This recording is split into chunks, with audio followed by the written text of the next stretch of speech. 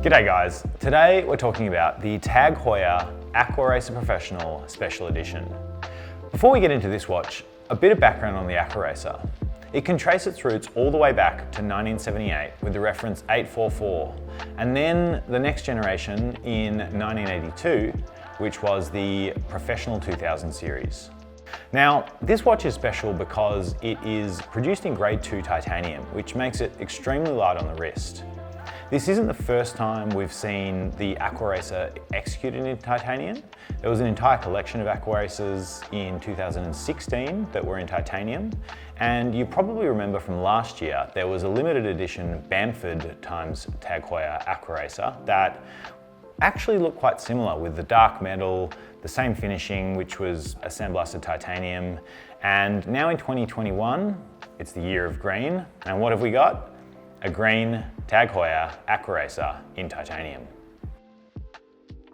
Let's get into the specs. The case we're looking at today is 43mm in diameter.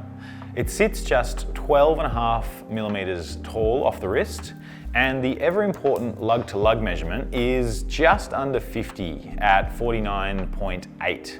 So all in all, it wears quite well. I don't have an enormous wrist, but I'd say for an everyday wear, this is going to do pretty well.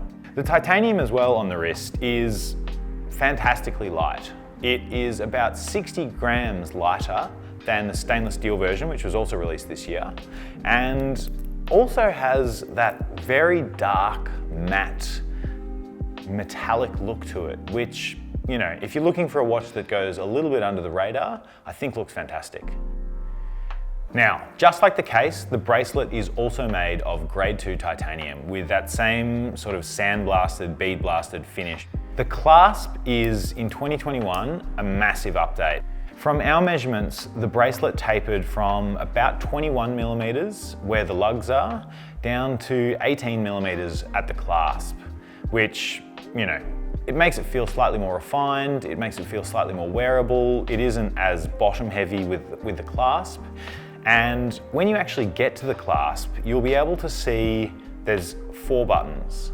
2 of them are pressed to open the watch bracelet itself, and the other 2 are for, in the moment, micro adjustment, which if it's a hot day, your wrist swells up slightly, or it's a cold day, you want it a little bit tighter, it's a little addition that, you know, is a great tactile point to be able to enjoy the watch that much more. Turning our attention now to the dial, and we've got the classic Aquaracer horizontal lines, which add just a lot of texture to the dial. On top of that, we've also got a metallic-y finish to the dial, which brings out the green a lot more, doesn't let it sit flat on the dial underneath the sapphire crystal. And it matches the bezel very, very nicely. The bezel is ceramic and has, at 12 o'clock, a little yellow or kind of yellowy orange arrow, which actually matches the same yellowy orange highlights on the ends of the seconds hand, and also the automatic text at 6 o'clock. Something I really like about this dial, and a new update more generally in this collection, is that they've placed the date window at 6 o'clock rather than 3 o'clock, which I think just goes a really long way to adding some impressive visual symmetry.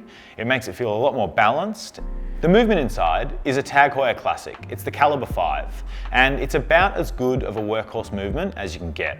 Doesn't have the longest power reserve at just 38 hours, but if you're going to take it off for a day, it'll still be running when you pick it up the next. On the wrist, it's a fantastic watch.